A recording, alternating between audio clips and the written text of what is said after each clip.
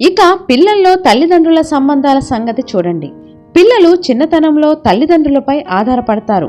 తల్లిదండ్రులకెప్పుడు అందుబాటులో ఉంటారు. అప్పుడు పీసీని అంటే వారితో భావ ప్రసారం కొనసాగించడం, వారికి శిక్షణ ఇవ్వడం, వారితో సంభాషించడం, వారు చెప్పేది వినడం, అర్థం చేసుకోవడం ఇవన్నీ నిర్లక్ష్యం చేయడం జరుగుతుంది. వారిని అదుపు చేయడం సులభం. మనకిష్టం వచ్చేలా వారి చేత పని చేయించుకోవడం, ఇప్పుడే చెయ్యాలి అని ఆజ్ఞాపించడం కూడా సులువే. ఎందుకంటే తల్లిదండ్రులు పెద్దవాళ్ళు, పిల్లల కన్నా తెలివిగలవాళ్ళు కదా. అంతేకాదు తల్లిదండ్రులెప్పుడు తాము చెప్పేది చేసేదే సరైనదనుకుంటారు. అవసరమైనప్పుడు వాళ్ళ మీద కేకలు వేయడం, వారిని కించపరచడం, పని సాధించుకోవడం కూడా చేస్తుంటారు. లేకపోతే గారం చేస్తారు.